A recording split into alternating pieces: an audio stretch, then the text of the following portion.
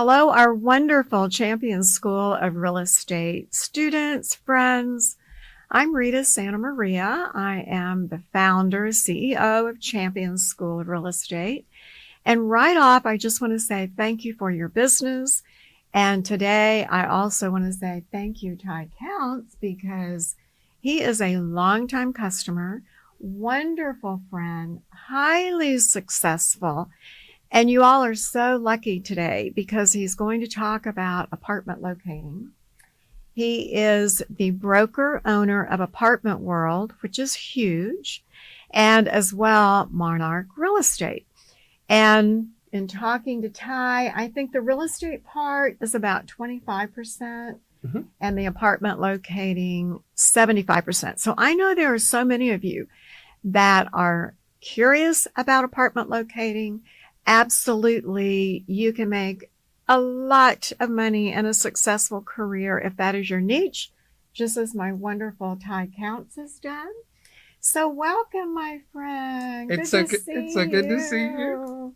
Yes, it's been a while. So tell everyone, how long ago did you get your license and what was your defining moment to go into real estate? So my mother owned a company called Apartment Stop. And like most kids, you don't necessarily want to go into the family biz. But when I was growing up, that was my mother. She was a real estate agent. She did all kinds of real estate. But she eventually opened a company called Apartment Stop. And when I was, I think, 21 or 22 years old, she wanted me to get my broker's license. And I had no desire to go into the family biz. And so I got into real estate for the oddest reason ever. And this is a true story. I said, Mother, I'm going to be an accountant. Like I went off to A&M to become an accountant. And I said, I don't need a real estate license. And she said, honey, when the rapture comes, you're going to have to take over the company. So first of all, it's very insulting. Like, okay, you're going to make the cut and I'm not. Okay. But I literally, she literally got me to get my broker's license as the backup plan if she couldn't handle the company or she died or whatever. Right. So it was a backup plan. And so for years until like 1998, I was not in the real estate business, but I had to take continuing education. She paid all my fees. She paid all my classes. And then in 1998, I had a series of really terrible bosses because, you know, we don't quit jobs. We quit bosses. And so I called my mommy and I said, Mom, do you think I could do apartment locating? And she said, well, that only took 15 years. And Rita actually knew my mom. So I did. And I'm honored to be able to say that. She was a beautiful woman with a beautiful heart. Yeah. Although I would say if you've ever seen Everybody Loves Raymond, she kind of reminded me of the mom on Everybody Loves Raymond. But like in a Leopard Chico's travel wear blouse. I was going to say, and a little nugget jewelry. Very sophisticated with a lot of jewelry. Bouffant hair. Yeah, exactly. I remember Ty from way back. And I often wondered, well, what made you decide to go ahead and move into apartment locating? But my gosh, you grew up with that. Yeah. This was part of it is apartment locating is very fast. So when you start a real estate career where you're maybe selling houses, it takes a while to get that going. And nobody wants to be your first client to sell their $500,000 house, right? Nobody wants to do that. But in apartment locating, that trust level, that barrier is very low. People call you. I need a $1,200 one bedroom. I have a 40-pound dog. I need to move in March. My knees are bad and I need the ground floor. And I need a walk-in shower. Okay. And then we find that. Now, when you started out in apartment locating, did you literally drive them in your car? Because I know now you do most everything virtually. But did you start out like driving them around your car to property? Yeah. So for the first 5 years, I needed to learn my craft. And that meant learning the apartments. And so my mother's office was up on Jones Road in FM 1960. I lived in the Med Center. So it was a 45-minute round trip thing. But yes, my thought process the first 5 years of my career was if they had a pulse and they were moving in the next 60 days, we were getting in the car. And I didn't really ask them. I kind of assumed like, okay, on Saturday, we're going to get in the car, we drive around. And so I'd take them to like 7 or 8 properties. I could see one property about every 45 minutes to an hour. And then I'd say, look, we're not shopping. We're getting an apartment today. right? And so we'd get in the car, we'd go look, and we'd circle back to the best one, and that was it. I went to hundreds and hundreds of properties. So you told them, we're not just driving around looking at the city of Houston. No, we're going to get an apartment today. Finding an apartment today. And we always played this game called the best so far. Okay. So we go to the first apartment. It's the best so far. It's the best so far. And then we go to the second one. And it may not be as good as the first one. So we forget that. We go to the third one. Oh, the third one's better than the first one.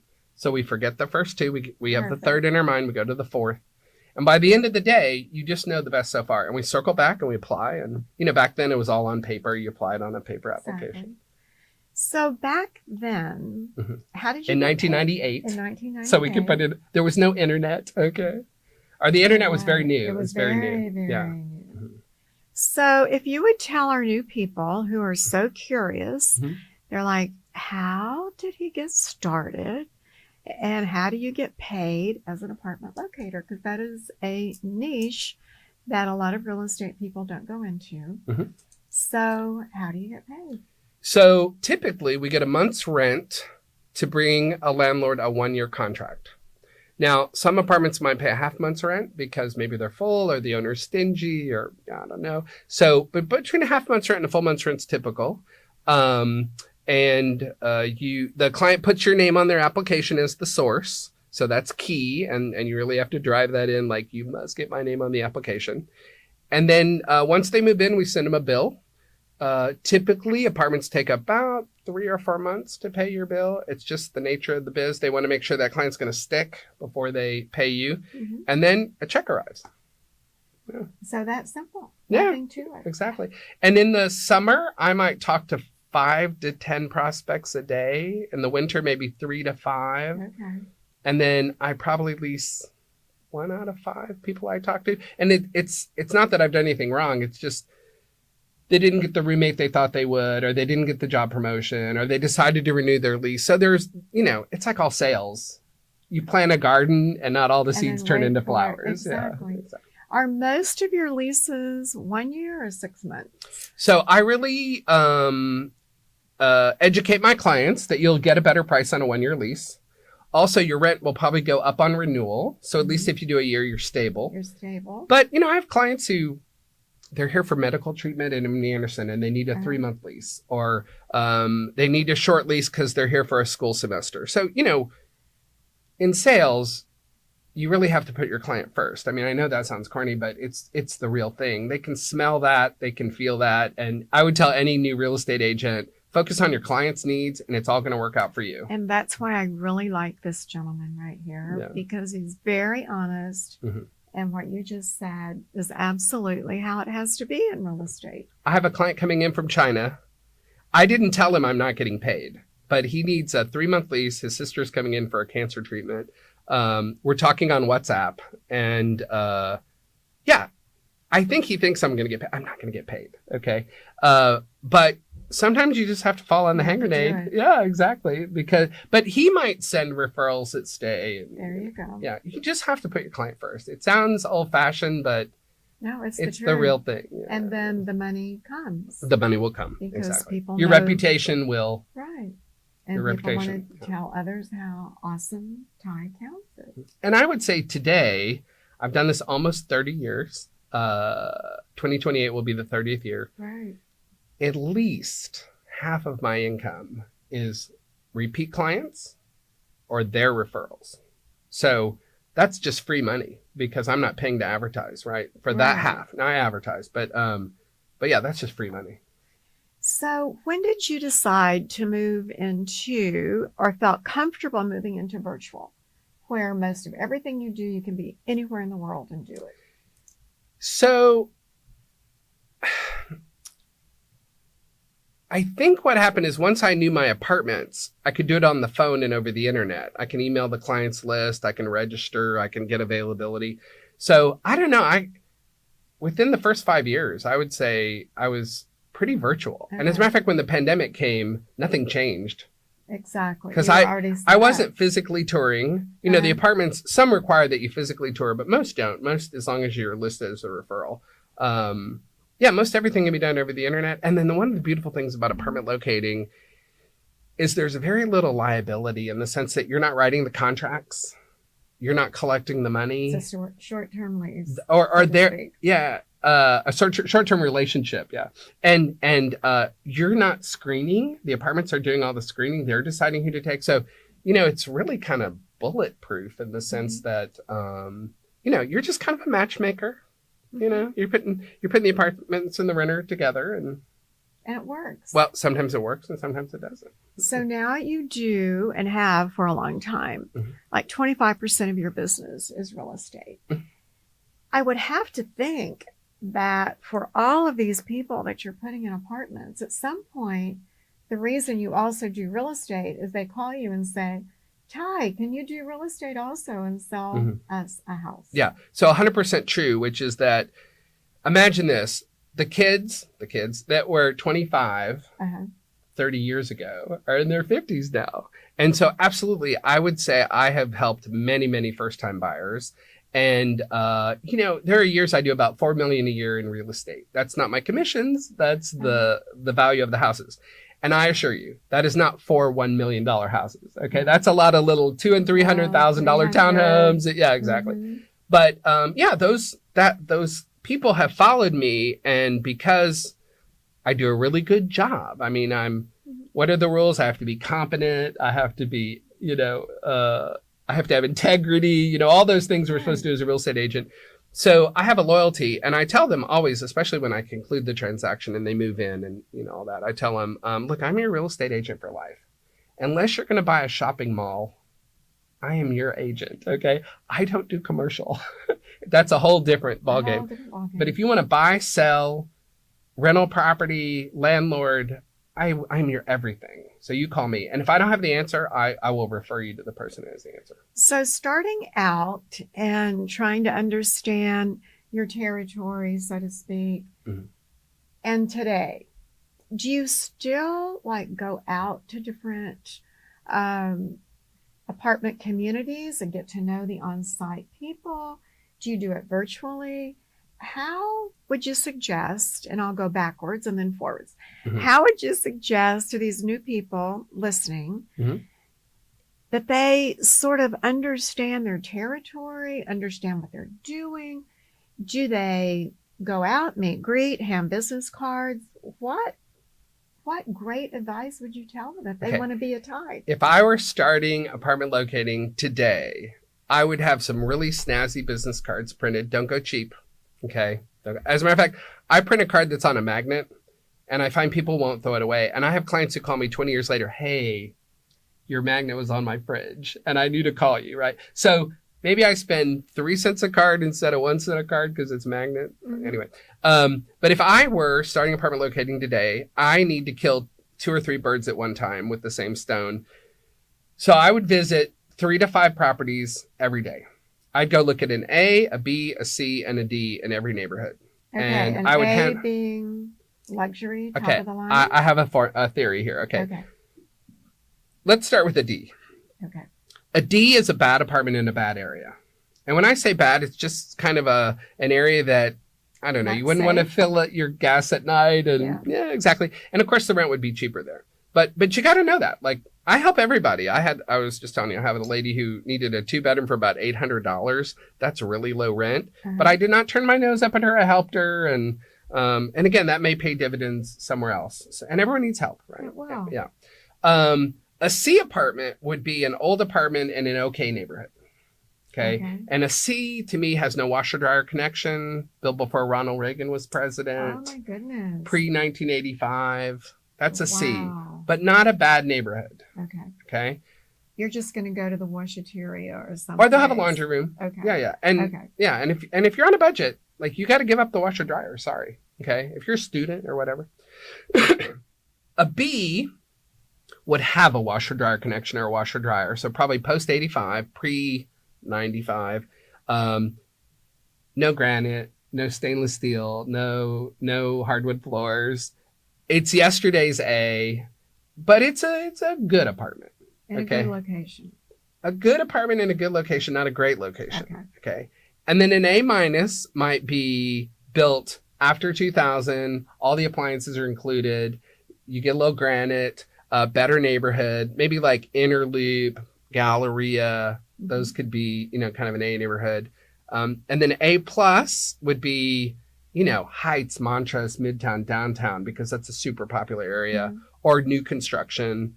And then I have a theory on pricing. Do you want me to tell you how that works? Definitely. Okay. So I tell my clients that, and I'm going to change the language here a little. Apartments are like buying a car. Okay. A new car costs more than an old car. So I tell people that your rent's only based on three things: neighborhood, age, and size. So I go to a little trouble on this first call, which, by the way, I think my secret sauce is that a lot of apartment locators may be on the phone 10 minutes, and it's almost like they're at McDonald's taking an order and then they sit on the list.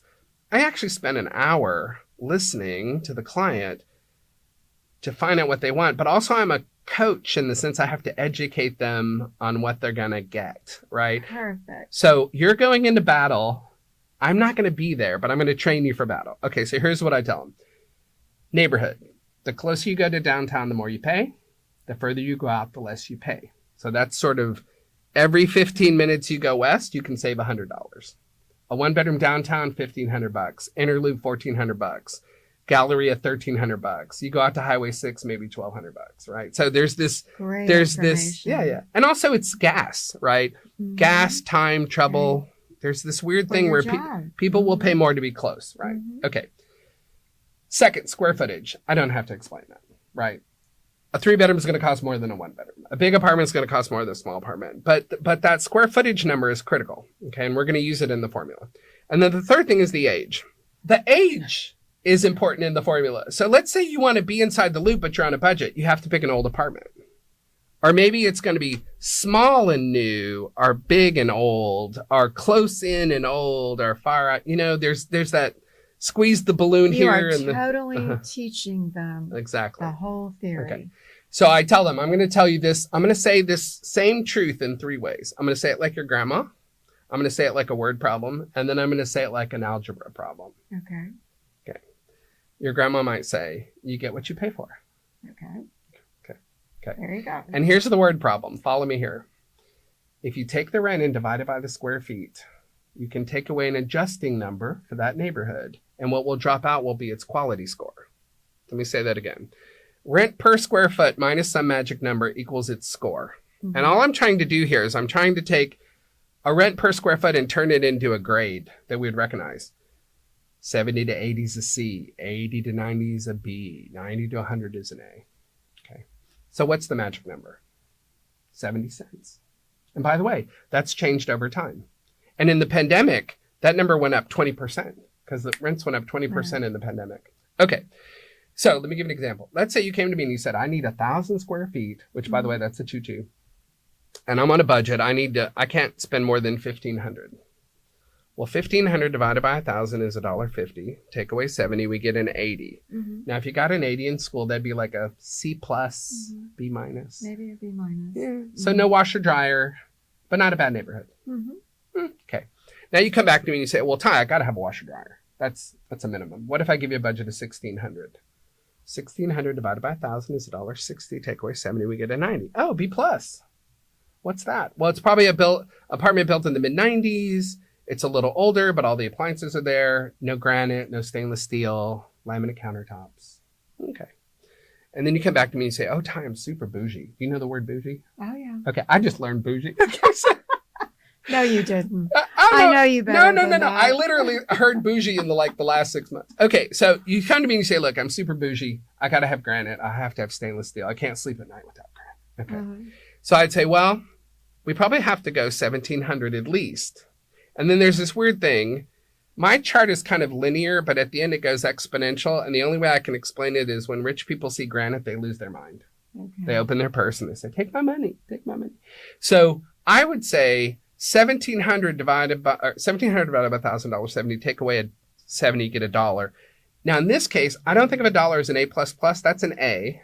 And then you probably have to go to $2 to get an A+. Okay. Now I tell my clients, if you want that, forget my formula and just remember whatever your budget is, divide by 2, and that's the square feet you can get.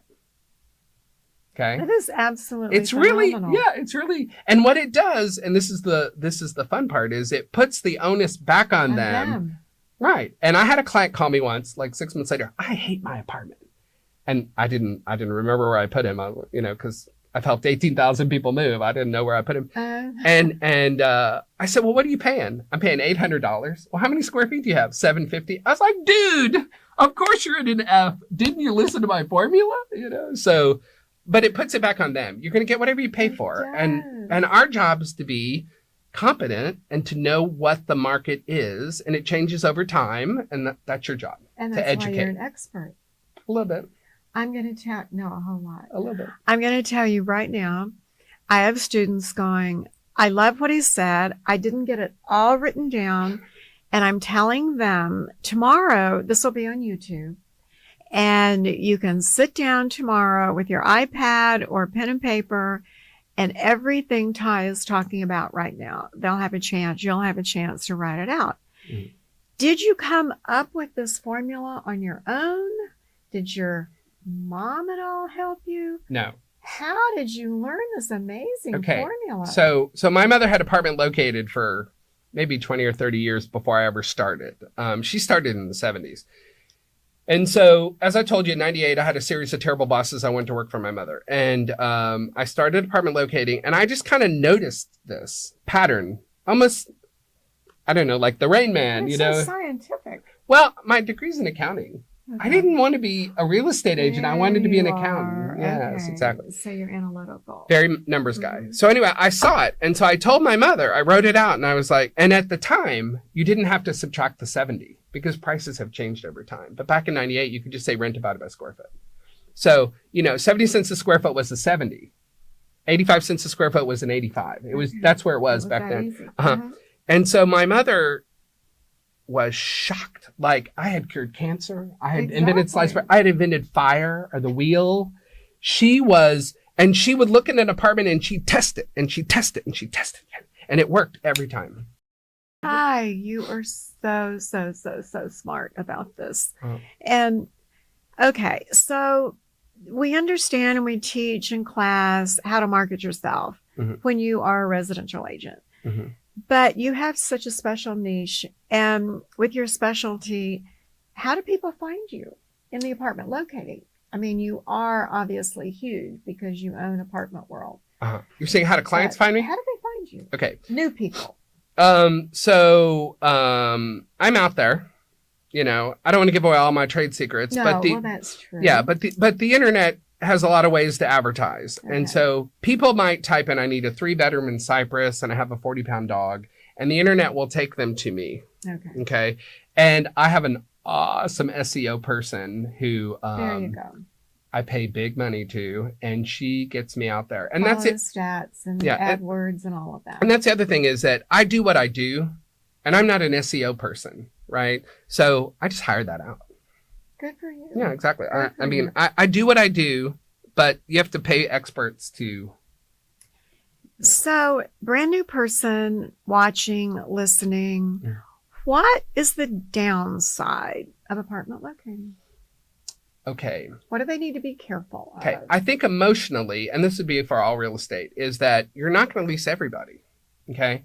And you're going to put a lot of time in people and you're going to invest and you work really hard and then they don't move. Right. So that was hard the first year to understand that and to get over that. Okay.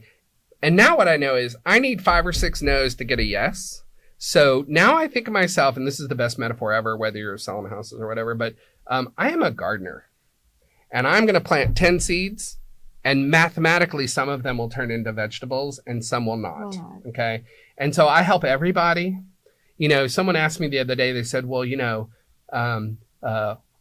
said like, what are your goals? Like, what are you going to do next year? I was like, I'm just going to pick up the phone. Okay. Like the phone rings. I'm just going to help that client if whatever they need. And, and if they have something like, let's say they're a felon or let's say they have, train wreck credit or a broken lease. I have people I can send who will work that. I don't anymore because I find it quite frustrating. And then I might only lease 1 out of 20 of them. And I don't have time for that when I know I can lease 1 out of 5 Exactly. if they have good credit or whatever. So I think the hardest part is that you're not going to lease everybody, and you're even going to get deals where the company went bankrupt or the management company changed, and you're going to get screwed a couple of times a year, hopefully only that. But you just have to think, I am well paid for not digging ditches, right? I am not doing hard manual labor in the sun, and I am very well paid, and all my financial goals are being met. But I just have to help everybody I can, and you're going to get paid on most of it. On most of it. Yeah. Just an absolute incredible talk about just being, I want to say, approachable, picking up the phone when it rings, not delaying, doing all what seems to be sort of a natural, kind, responsible thing to do. Mm-hmm. And yet a lot of people won't do it. I just recently interviewed a top producer in residential sales, and she said, when I get in my car, I have an Excel sheet with names and phone numbers of clients, and I just pick up the phone and start talking. And so many people just want to use texting, email, because they're afraid to talk on the phone. But in today's world, you can't wait 2, 3, 5, 10 minutes because somebody else will grab that particular person. And I love it that Ty says that he works with all different price ranges, all different people, different communities. And obviously, that is why you are so successful. Do you have what? Go ahead. You were going to say something. But if someone wants the impossible, right? I need a 1-bedroom in Montrose with wood floors for $600. With granite. Yeah. Countertop. I quote my mother, people in Hale want ice water, and they're not getting it either. Okay. So, but I am confident enough in my knowledge of what's out there that I can just tell people, like I had someone the other day, she wanted to rent a $700 apartment with an attached garage. And I just know that's more of a new construction thing. And it's probably going to be a 2-bedroom in a townhouse. I mean, I just knew, I was like, that's just not going to happen.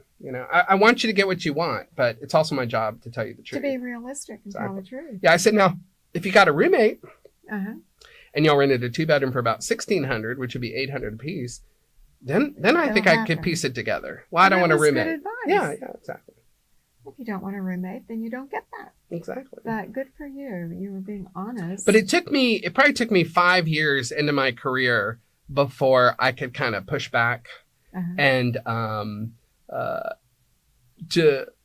don't think I'm not rude about it, but I'm very clear, that's not going to happen.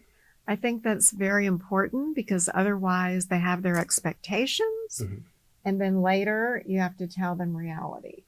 And to go from here to there is really tough. And that's where my formula really helps, is because let's say the score comes out to be a 60 and that's a D. Okay. Well, but I want to live inside. Have your scoring down. I want to live inside the loop. Well, okay. You need to move out. But I'll give them alternatives. Okay, well, we need to go to this neighborhood and we need this age and it needs to be really tiny. So, how long did it take you to actually get your business to the point where you got referrals regularly and you didn't really worry about the next deal or transaction? Well, I always worry about the next deal or transaction, so I can't say I really gave that up, but that's just my personality. But I will say this, when I went to work for my mother at the time, I was making, and these dollars, hey kids, all this math has changed because of inflation. But when I started, I think I was making $36,000 a year as an accountant in around the late 90s, which I think in today's money, you would probably say 75,000. Yeah. You could double the number. Okay. And I, even though I was working as an accountant in other companies, I moonlighted and did my mother's commissions. I did all her accounting. Okay. So when I went to work for my mother, my goal was to at least make that income, right? Exactly. At the end of the first year, and by the way, it snowballs. It's just like planting a garden. The first 6 months, you're sweating and you're tired, but there's no crop. And then the last 6 months, there's a lot, right? So anyway, by the end of the first year, I had made $50,000, which in today's money is like $100,000. And I didn't even know what I was doing, right? And every year since then, and I think this is my 27th year, I've always made a 6-figure income. Good for you. So I don't know if that I answered the question exactly, You did. but it took 1 year to recover the income that I made. And then after that, I always did way better than I did as a degreed accountant. That's what I did when I went into real estate from being a public school teacher way back. And I thought, I didn't know you were a teacher. Yes. That makes perfect And I sense. said to myself, if I can make what I'm making as a school teacher, which was pathetically low at that point. Right. The first 8 months, I made that. Mm-hmm. Like, oh my gosh. And like you said, I mean, I really didn't know what I was doing, but that's when I fell in love with real estate. Mm-hmm. Is there a transaction that you can recall that you're just so darn proud of, or it made you feel better than any other? Anything come to mind? So, usually it's when I'm jumping on a hand grenade, So I had a client, she thought she had an eviction. She was coming from California. And, when I hear the E word, I think, but because sometimes I help landlords. I mean, I'm usually helping renters, but sometimes I help landlords. I had access to run her credit. And I was like, let's run your credit, because she had this cloud of darkness over her that she's coming to Texas and is going to have to live in a crappy place that would take, like a felon or an eviction or a broken lease, So anyway, we ran her credit. It wasn't bad. And the eviction didn't show up. So her landlord didn't go to the trouble to file it. Okay. So we got her a great place. But if I hadn't intervened in that way to say, hey, let's run your background. Let's run your background. Yeah. So I think, for that family coming to Texas, I think I made a big difference. That's happened in the last month. So you made a really good point. And that is, if you would tell our students, when a potential tenant goes to the owner landlord's office, management office, what are the steps that they do in order to get that person approved to move in? So I tell all my clients the following. Here's what every landlord wants. They want you to make 3 times the rent in your gross monthly income, meaning before taxes. So let's say you want to pay $1,000 in rent. You need to show $3,000 in income. Easy. There you go. Okay. 2, they want you to have decent credit. I think of that as being above 625. There's a real difference between 599 and 601. I can't tell you how. Kids, protect your credit, okay? Because it's really important to pay your bills on time. So, above 625, I would say, is what they want. And if you're below, maybe you're going to need a cosigner, which is some adult in your life who has amazing credit. Then good rental history. And it's so critical to protect your rental history. So don't rent an apartment you can't afford. Like, do whatever you can to protect yourself. Always have a little tucked back in case there's a job loss or whatever. So 3 times the rent, decent credit, good rental history. And then it kind of goes without saying, but they're going to run a criminal background check. If you have a felony, it's a really big deal. It's a really big deal. It's sad because people deserve a second chance. Misdemeanors, probably not such a big deal, but many properties would not take that. So that's basically what they're looking for. Very, very, very interesting, very helpful. There will be so many people watching today and then listening to our podcast. Tomorrow will be on YouTube. The day after that, on Wednesday, you will hear Ty with Apartment World. You'll hear part of this conversation on podcast. You can listen to it on Spotify, maybe Alexa at home, driving in your car, whatever. There will be so many people that will think, gosh, I want to be like Ty. That really sounds interesting. And it's pretty easy. Don't tell anybody. Apartment locating is really easy. No, it's not. Nothing is easy. It's easy because you work hard and you have for all these years. And you're just a super nice guy. Hey, speaking of super. Yes. Ask me when I knew I was a superstar. Okay. When did you know you were a superstar? I'll show you. Awesome. Okay. So in 2003, I was a student at Champions. No way. I know. She didn't know this, okay? So in 2003, I was a student at Champions, and I think she picks out, I don't know how many students, but I think I remember like 10. Her Not favorite. even 10. Okay, I don't know. But Rita Santamaria bought me this plaque. And it touched me so much, I thought, oh my God, maybe I'm a superstar. And so I have held this for This is 2 decades old. This says November of 2003. 2003. So that has been on my desk for 23 years. Oh my, 22 years. Sorry, proud 22. of you. This is so cool that you brought this in with gratitude. Champion School of Real Estate, November 2003. Now let's talk about the marketing. Tie count. Let me talk about the marketing magic here. I don't know what that cost back in 2003, but every single renewal, continuing education, every agent who's come to me who needs to renew, or someone says, I want to be a real estate agent, and I send them to Champions, the dividends, this is 1,000% return on money, because I have sent everyone to Champions. I love it. Yeah. Do you remember Thank that? you, my buddy. Oh, I sure do remember that, and I'm so touched. Well, it meant a lot, because I thought maybe I do have it. Like, maybe I have what it takes. Anyway, and it's that confidence You that. do. Well, clearly I'm here. Clearly, you're here. I'm being interviewed. I mean. But in 2003, I knew it. 2003. I didn't know it. She knew it. What a cool guy. Isn't that fun? I love it. I have literally hung on that for 2 decades. I absolutely had no idea he was bringing this. I am so Your assistant knew. She knew. The gentleman who. Yeah. Joseph. Joseph. I told him, I said, where can I hide it? He said, hide it under the desk. Yeah, exactly. So what does Ty Counts do in his off time for fun? Okay. I know the answer to this. Okay. Love to travel. I am so impressed with this. Tell him how many countries you've gone to. So I love to travel. One of the great things about apartment locating is it's very seasonal.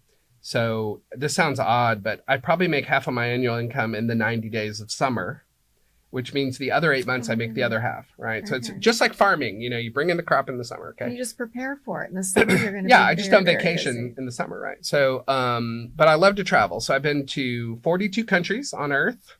I'm going to go to 5 more next month, 2 more in November. So my goal as a child was to hit 50 out of, I think there's about 200 countries on Earth. What a goal for a child. Yeah. So anyway, 50 countries is my goal. So I've been to 42. So I love to travel.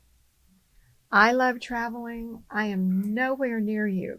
Okay. There's time. There's time. There is time. He has told me about all the beautiful places he loves. And out of all those countries, I know at least 200 people right now are thinking, I wonder what his favorite is. What is your favorite? So I would say my top 3 are Italy, and Italy. Okay, there you go. The people are beautiful. The food's fantastic. You know all the names of the food. They don't mind things getting old and antique. The art's great. And literally, the Italian civilization was the renaissance of humanity, right? It was the combination of 2 cultures that came together. There were warriors and artists, and it's just beautiful. And they love us. I mean, they're very friendly to Americans. Very friendly. So for our wonderful students, customers that are watching, what advice would Ty Counts give them? Know your craft. It's really important. You should be competent at what you do, whatever that is, whatever part of real estate you go into. I get up every day and I kill it. Like, my phone has, your status is like sleep, work, focus. Mine is get stuff done. So my status says getting stuff done. Okay. But it's not the word stuff. Okay. So every day I just get up and I kill it. And, the other thing is my mother used to say, don't be a secret agent. Exactly. So I always have business cards. I always pass out my cards. And I always use my business email as my email because I want people to know what I do. Right. Everybody in my life, I must know a couple of thousand people. They all know what I do. So I think that's critical. Yes. You're always on. You're always marketing. And it's just a way of life. It is your life. It is your life, right? Mm-hmm. Yeah. People are like, well, take a break. Well, okay. But if the phone rings, I mean, literally, if it's 8:00 at night on a Sunday, I'm going to take that call, right? Good for you. Exactly. I always tell everyone, if you at least just every day get up, suit up, and show up, you have really done what some people can't do. Yeah. And good for you. You have to kill something and bring it back to the cave. And bring it back. Bring it back, kill it, and bring it back to the cave. Yeah. Well, I have loved our time together. It's been awesome. And I can't even express how much fun it is to see you again, my friend. And we look fantastic. And we do look fantastic. How long have we known each other? Wow. More than a couple decades. Exactly. It'll soon be 25 years, maybe. Mm-hmm. Well, that plaque's 22 years old. You got it. So. You got it. Long time. And he is like the absolute guru of apartment locating, knows it inside out. I am so pleased to be able to share that part of real estate with everybody because it is so very, very significant to everything we do. So thank you, Ty Counts, with Apartment World and also Monarch Real Estate. Yeah, so it's Monarch Real Estate Group. That's important. And then apartmentworld.info. So most people want to go to like apartmentworld.com. And we're going to put that on the screen so everybody can see that. So repeat it again. Apartmentworld.info, like information. Perfect. Well, thank you, my friend. It's been awesome. I wish you always the best. You're just a super guy and so deserving of the best. Thank you to our customers. Thank you for choosing to be a champion. And most definitely, we wish you such great success in your new career. And at Champion School of Real Estate, our goal is to help you be successful.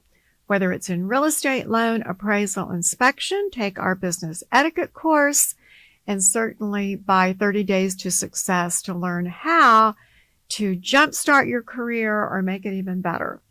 So for now, bye-bye. Thank you so much. It's so much fun. So good to see you. Good to see you. Bye-bye. Bye.